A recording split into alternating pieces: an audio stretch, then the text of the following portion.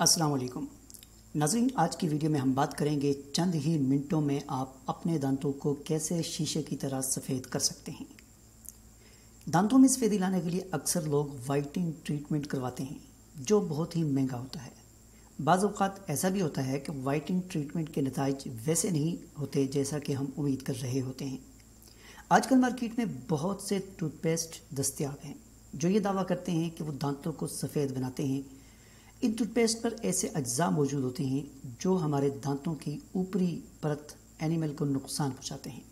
आज हम आपको दांतों की सफाई का एक ऐसा कुदरती तरीका बताएंगे जो आपके दांतों को शीशे जैसा चमकदार बना देगा। इसके लिए आपने करना क्या है, आपको सिर्फ दो चीज़ें चाहिए, थोड़ा सा बेकिंग सोडा और थोड़ा सा टूथपेस्ट।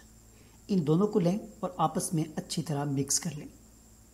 उसके बाद तीसरी जो चीज़ आपको चाहिए वो है एल्युमिनियम की फॉइल।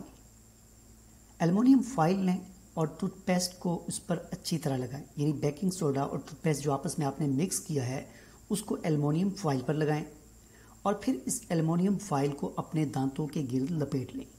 इस टूथपेस्ट को 1 घंटे तक दांतों पर लगा रहने दें और फिर पानी से दांतों को साफ कर लें।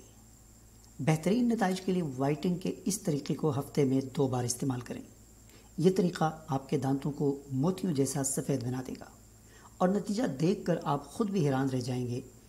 डेंटिस्ट का कहना है कि मुख्तलिफ वाइटनिंग ट्रीटमेंट्स हमारे दांतों के लिए नुकसानदेह हो सकते हैं क्योंकि ये एनिमल पर असरअंदाज होते हैं, लेकिन वाइटनिंग का ये वाला तरीका दांतों को बिल्कुल नुकसान नहीं पहुंचाता।